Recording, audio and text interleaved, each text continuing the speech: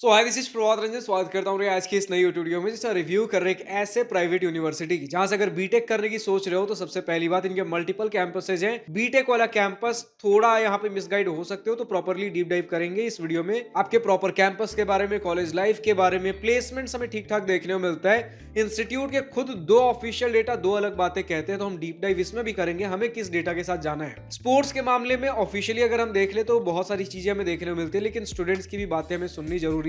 Students क्या कह रहे हैं और बहुत सी चीजें बातें करने के लिए फिलहाल तो एक ग्लिम्स था। हम बात करें जैन यूनिवर्सिटी बेंगलोर में स्थित, बेंगलोर कर्नाटका में स्थित एक प्राइवेट यूनिवर्सिटी है। स्थापना हुई थी 1990 में एंड 2025 में इन्हें 84 एनआरएफ इंजीनियरिंग रैंकिंग प्राप्त है। आज की इस वीडियो में प्लेसमेंट, एडमिशन प्रोसेस का top structure, college and life के साथ और बहुत सी चीजें कवर करेंगे। चलिए स्टार्ट करते हैं प्लेसमेंट डिटेल्स के साथ। सबसे पहले जैसा मैंने कहा कि यार दो प्लेसमेंट डिटेल्स ऑफिशियली हमें देखने को मिलते हैं, जिसमें सबसे पहला तो एनआईआरएफ इंजीनियरिंग रिपोर्ट है, जिसमें अगर हम देखें एनआईआरएफ इंजीनियरिंग 2025 का रिपोर्ट है जिसमें 2024 पासिंग आउट बैच तक के प्लेसमेंट डिटेल्स देखने मिल जाते हैं, जो कि डेटा कह रहा है 2024 पासिंग आउट बैच में सभी बीटेक ब्रांचेस को मिलाकर 891 कैंडिडेट्स ने ग्रेजुएशन कंप्लीट किया। 344 को प्लेसमेंट मिला, जो कि रफली 38% का प्लेसमेंट परसेंटेज बनाता है। आप इससे ज्यादा से ज्यादा बढ़ाकर लाइक 38 को कितना 40 मान लेंगे और बढ़ाकर 50% तक भी मान सकते हैं। क्यों भैया कि 891 जो हम total number of candidates consider कर रहे हैं जिनमें से लोगों को प्लेसमेंट मिला, बट इनमें से लोगों को प्लेसमेंट नहीं मिला। ये जो 891 कैंडिडेट्स हैं इन्होंने ग्रेजुएशन कंप्लीट किया। प्लेसमेंट इससे एक साल पहले चालू होता है, तो हो सकता है इस समय तक कुछ स्टूडेंट्स का किसी सब्जेक्ट में बैक लगा रह गया हो तो आप प्लेसमेंट में एलिजिबल नहीं थे। हो सकता है हर एक कंपनी जब बोलती है कि मुझे मिनिमम 6, 7, 8 सीजीपीए चाहिए, आपका कुछ ऐसा सीजीपीए था कि आप किसी कंपनी के लिए एलिजिबल नहीं थे। हो सकता है एलिजिबल भी थे लेकिन प्लेसमेंट के लिए इंटरेस्टेड नहीं थे, हायर स्टडीज का प्लान था, कुछ आपको स्टार्टअप करना था, बिजनेस, कुछ XYZ रीजन हो सकते हैं। जैसे स्टार्टअप और बिजनेस तो छोड़ दो, हायर स्टडीज भी अगर हम देख ले 211 कैंडिडेट्स ने किया है। ठीक है, तो सिर्फ अगर 211 पे भी हम कैलकुलेट करने की कोशिश करें, यानी कि 891 में से 211 रिमूव कर देते हैं, लाइक 680 कैंडिडेट्स, 344 बाई 680 भी अगर करने की कोशिश करें, समवेयर अराउंड 50% के आसपास का ही प्लेसमेंट परसेंटेज है। ये खुद इंस्टीट्यूट का ऑफिशियल डेटा है। इसके अलावा जो स्टूडेंट इंस्टीट्यूट एक और डेटा दे रहा है, उससे पहले हम इनका एनआईआरएफ का लास्ट डेटा पढ़ लेते हैं। 7.56 एलपीए इनका मीडियन सैलरी है सभी बीटेक ब्रांचेस को मिलाकर। तो यहां से हमने समझा कि 40 से 50% एनआईआरएफ रिपोर्ट प्लेसमेंट परसेंटेज कह रहा है और 7.5 एलपीए का मीडियन पैकेज। ये एनआईआरएफ डेटा। दूसरा डेटा जो कि इंस्टीट्यूट का खुद का ही है, जो कि इंस्टीट्यूट ने ऑफिशियली अपने वेबसाइट पर पब्लिश कर रखा है, वो कहता है 98% स्टूडेंट्स प्लेस्ड इन के इंजीनियरिंग डिपार्टमेंट। एंड अब ये 90%, 98% कैसे पहुंचा इसके बारे में तो मैं कुछ कमेंट नहीं कर सकता, लेकिन हाँ स्टूडेंट्स भी कह रहे भैया डिसेंट फाइन इनफ प्लेसमेंट हमें देखने को मिल जाता है। लाइक अगर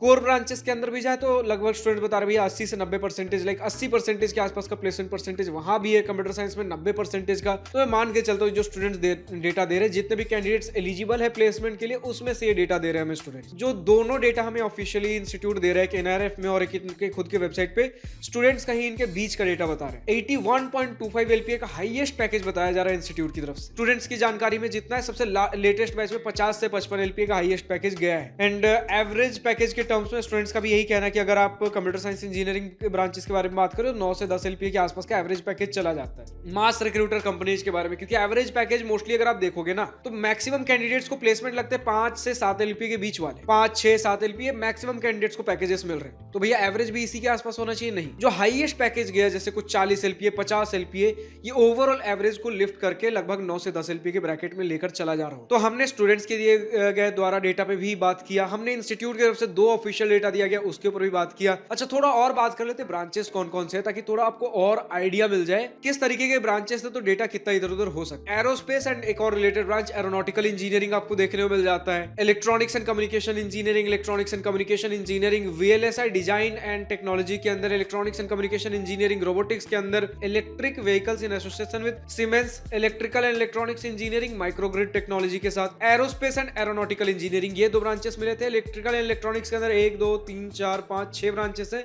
मैकेनिकल के अंदर 3 हमें देखने मिलते हैं विद डिफरेंट स्पेशलाइजेशंस, जैसे मैकेनिकल रोबोटिक्स के अंदर एक मेकाट्रॉनिक्स हो गया, टाटा टेक्नोलॉजीज के साथ मैकेनिकल इंजीनियरिंग हो गया। सिविल इंजीनियरिंग भी आपको 3 तरीके के मिल रहे हैं, नॉर्मल सिविल एक हो गया, एनवायरमेंटल जियो टेक्नोलॉजी, कंस्ट्रक्शन टेक्नोलॉजी का। कंप्यूटर साइंस के मल्टीपल देखने को मिलेंगे, एक नॉर्मल कंप्यूटर साइंस, एक होगा आर्टिफिशियल इंटेलिजेंस मशीन लर्निंग का, एक cloud technology and information security का, एक है आपका mobile application and cloud technology का। इनके गूगल क्लाउड के साथ एसोसिएशन देखने को मिलेंगे। क्लाउड टेक्नोलॉजी वाले जो 2 हमारे पास ऑप्शन है, artificial intelligence and data engineering है हमारे पास, ब्लॉकचेन टेक्नोलॉजी है आपके पास, साइबर फिजिकल सिस्टम्स है, जेन एआई है, एक पीडब्ल्यूसी के साथ एसोसिएशन में है, एआई ड्रिवन डेवऑप्स है हमारे पास, पास इंटरनेट ऑफ थिंग्स देखने को मिल जाता है, software engineering, artificial intelligence, cyber security, data science in association with HCL, आपका इंफॉर्मेशन साइंस एंड इंजीनियरिंग, और एक है computer science and business system in association with TCS। तो इतने सारे आपके पास सिर्फ कंप्यूटर साइंस के अंदर थे। अगर काउंट कर लो 1 2 3 4 5 6 17 ब्रांचेस इनके पास सिर्फ और सिर्फ कंप्यूटर के हैं, सिविल के 3 है, मैकेनिकल के 3 है, इलेक्ट्रिकल इलेक्ट्रॉनिक्स के 1 2 3 4 5 6 मिले थे, एरोस्पेस का 1, एरोनॉटिकल का 1। तो इतने सारे तो सिर्फ ब्रांचेस है। आइडिया मिल गया कितने सारे ब्रांचेस, कितने डिपार्टमेंट्स में हो रहे थे, पैकेजेस किस प्रकार के। अगर हम बढ़े एडमिशन प्रोसेस की तरफ, यहाँ भी इंस्टीट्यूट ने कहा है कि बड़ा ही सिंपल प्रोसेस है। सबसे पहले आप इंस्टीट्यूट वेबसाइट पर जाकर रजिस्टर करते हो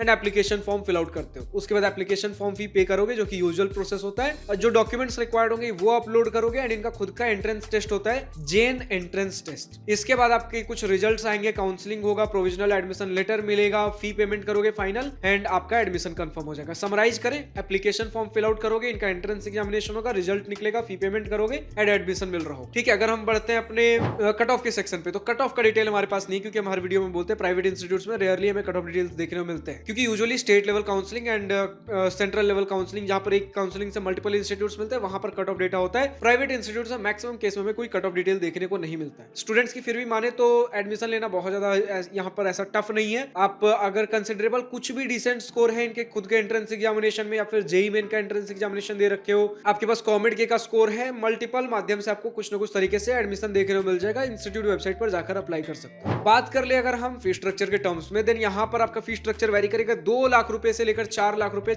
हर साल का। 2 लाख रुपए से लेकर 4 लाख रुपए हर साल का, सिर्फ पढ़ाई लिखाई का खर्च, डिपेंडिंग ऑन आप किस ब्रांच में एडमिशन ले रहे हो। जैसे कंप्यूटर साइंस इंजीनियरिंग में अगर आप एडमिशन ले रहे हो, मैक्सिमम केसेज में आपका 3,25,000 से लेकर 4 लाख रुपए तक वेरी करेगा। डिपेंड करता है कि आप जिस ब्रांच में पढ़ रहे हो उस ब्रांच में कितना डिमांड है। लाइक सिर्फ कंप्यूटर साइंस के बारे में बात करें, जिस स्पेशलाइजेशन में, जैसे 17 स्पेशलाइजेशन सिर्फ कंप्यूटर साइंस के हैं, तो जिस ब्रांच में आप एडमिशन ले रहे हो उसकी कितनी डिमांड है, कितने रिसर्च फैसिलिटीज इंस्टीट्यूट आपको प्रोवाइड करवा रहा होता है, किनके साथ टाई अप वगैरह है, तो इस हिसाब से आपके फी स्ट्रक्चर डिसाइड हो रहे होते हैं। एंड कोर ब्रांचेस अगर सिविल वगैरह के बारे में बात कर ले 2 लाख रुपए, मैकेनिकल के आपके कुछ 2,15,000 रुपए के आसपास, इलेक्ट्रिकल के भी 2 लाख रुपए, इस प्रकार से 2 लाख से लेकर 4 लाख के बीच में आपको वेरी करेगा एक साल का पढ़ाई लिखाई का खर्च। यानी कि 4 साल में आप 8 लाख रुपए से लेकर 16 लाख रुपए सिर्फ पढ़ाई लिखाई के ऊपर खर्च करोगे। इसके बाद अगर हम बढ़ते हैं हॉस्टल फी के बारे में, भैया डिपेंड करता है किस प्रकार के आप रूम ले रहे हो। जैसे बॉयज के लिए 2 शेयरिंग रूम्स के ऑप्शन, एक रूम में 2 लोग रहोगे, हर साल का 2,20,000 रुपए का आज के डेट में आपका फी स्ट्रक्चर है। वहीं अगर आप गर्ल्स के लिए देख लो, देन 3 शेयरिंग रूम्स के हमें ऑप्शन मिलते हैं, एक रूम में 3 लोग रहोगे, 1,85,000 रुपीज पर ईयर का खर्चा हमें देखने को मिलता है गर्ल्स के लिए। ये सारे मैंने एक साल के खर्च बताए, पढ़ाई लिखाई के 2 लाख रुपए से लेकर 4 लाख रुपए, एंड हॉस्टल के टर्म्स में 1,85,000 गर्ल्स के लिए एंड बॉयज के लिए 2,20,000। इसमें आपके मेस एंड रहने खाने सारे कवर्ड होते हैं। अब स्टूडेंट से रिक्वेस्ट रहेगा कि किसी भी प्रकार का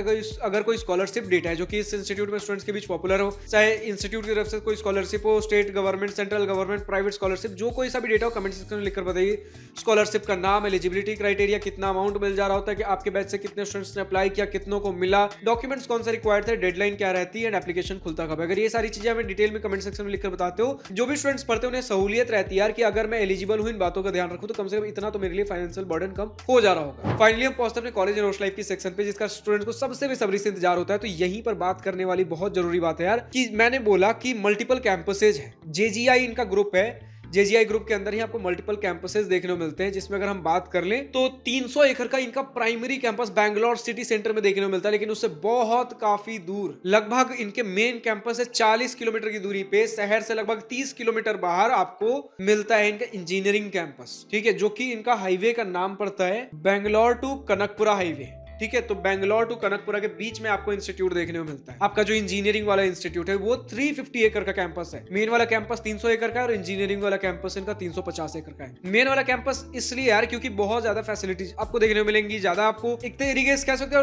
आपको सिटी लाइफ मिल रहा है, ज्यादा आपको वाइब्रेंट कैंपस, सारी चीजें यार बढ़िया वहां देखने को मिलती है। बट नया कैंपस जो इनका दूसरा कैंपस इंजीनियरिंग वाला कैंपस है 350 एकड़ का, ये भी कहीं कम नहीं है। बस यही है कि कैंपस के बाहर बहुत ज्यादा चीजें अवेलेबल नहीं है। एक तरीके से कह सकते हो एक हाईवे जा रहा है बैंगलोर से लेकर कनकपुरा के बीच में, वहीं पे बीच में कहीं आपका इंस्टीट्यूट सिचुएटेड है, तो हाईवे के बगल में बेसिकली एक रिजॉर्ट है, क्योंकि कैंपस खूबसूरत है, ग्रीनरी बढ़िया देखने को मिल जाती है, कैंपस इंफ्रास्ट्रक्चर शानदार देखने को मिलता है, स्पोर्ट्स फैसिलिटीज के टर्म्स में बड़े बड़े ground, swimming pool, Olympic size का बहुत सारी चीजें हैं। लेकिन वही स्टूडेंट्स कहते हैं भैया स्पोर्ट्स कल्चर ज्यादा नहीं, मतलब फैसिलिटीज है लेकिन कल्चर बहुत ज्यादा नहीं है। फेस्ट एंड इवेंट्स भी ठीक ठाक आपको देखने को मिल जा रहे होते हैं। यही है कि इंफ्रास्ट्रक्चर बढ़िया है, आपको जैन ग्रुप अपने आप को एक प्रीमियर यूनिवर्सिटी के रूप में शोकेस करता है, तो उसी हिसाब से आपको फी स्ट्रक्चर भी देखने को मिल रहे थे थोड़ी देर पहले। स्टाइल। ठीक है, बाकी अगर हम थोड़े डिस्टेंस के बारे में बात कर ले तो कैसा मैंने बोला कि बैंगलोर है, आपका कनकपुरा है, उसके बीच में आपका कैंपस बिल्कुल हाईवे के बगल में सिचुएटेड है। कनकपुरा से लगभग 15 किलोमीटर एंड बैंगलोर के बैंगलोर जहां जस्ट यहाँ से कैंपस स्टार्ट हो रहा होगा यहाँ से 30 किलोमीटर। और अगर इससे थोड़ा ऊपर जाओगे, इनका जो मेन कैंपस है बैंगलोर सिटी सेंटर के अंदर, यहाँ से इंस्टीट्यूट का बैंगलोर के मेन कैंपस से इनका 40 किलोमीटर डिस्टेंस है। ठीक है, तो कनकपुरा से 15 किलोमीटर, बैंगलोर जहां जस्ट स्टार्ट होगा यहाँ से 30 किलोमीटर और जहां पर इनका मेन कैंपस है यहाँ से 40 किलोमीटर। आपको एक रेफरेंस पता चला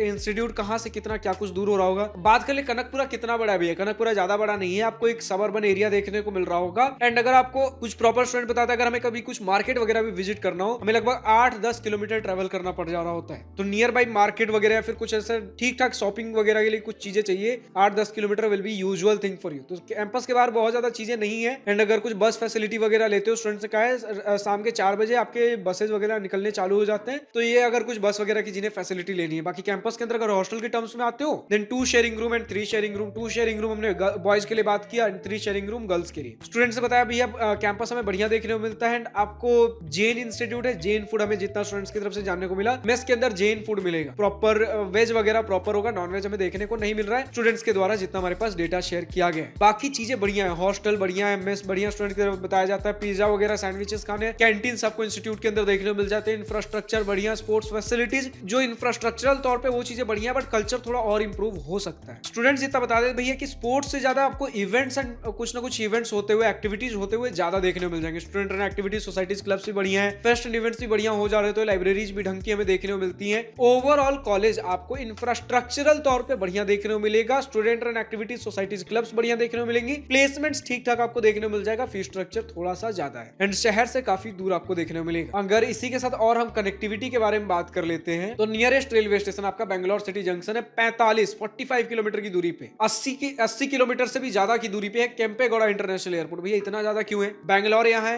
कैंपस आपके इससे नीचे 30 किलोमीटर है एंड एयरपोर्ट बैंगलोर के दूसरे साइड अगेन सिटी से बाहर है। ठीक है, तो सिटी से बाहर एक तरफ एयरपोर्ट है, दूसरी तरफ सिटी से बाहर आप हो, तो 80 किलोमीटर लगभग आपको इंटरनेशनल इनका एयरपोर्ट पड़ेगा। कुछ अगर नियर बाई प्लेसेज विजिट करने हैं देन जस्ट कैंपस के बाहर तो कुछ चीजें देखने नहीं मिलेंगी। Art of living international centre है, कनकपुरा रोड पे ही सिचुएटेड है।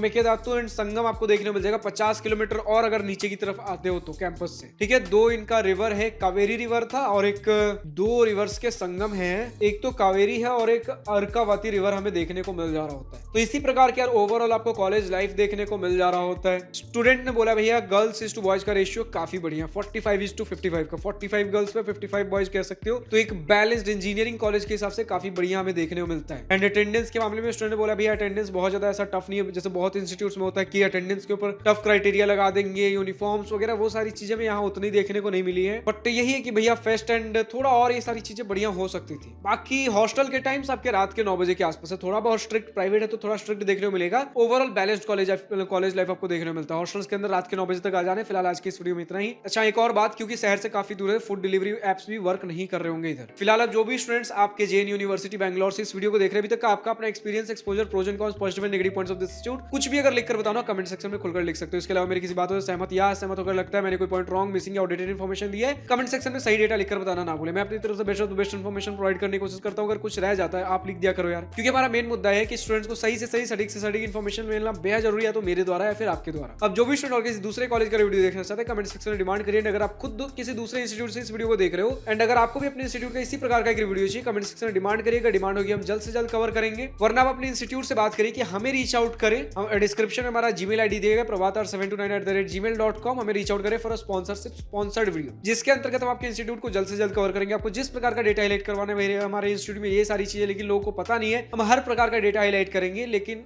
क्रॉस चेक, फैक्ट वेरीफाई करने के बाद। क्योंकि हमारा मेन मुद्दा है कि हमारे स्टूडेंट्स को फर्क नहीं पड़ना चाहिए वीडियो स्पॉन्सर्ड है कि नॉन स्पॉन्सर्ड, उनके लिए सारे वीडियो जितने ही रॉ, रियल और अनबायस्ड होने चाहिए। फिलहाल आज की इस वीडियो में इतना ही। अगर वीडियो पसंद आया हो तो लाइक, चैनल पर दिल खोल करिएगा और अगर कुछ दिल की बातें, कुछ मन की बातें लिखकर बतानी या पूछनी हो तो कमेंट सेक्शन आप ही के लिए तो है। Thank you for watching this video. Bye bye, nice day, wish you all the best for future, enjoy journey.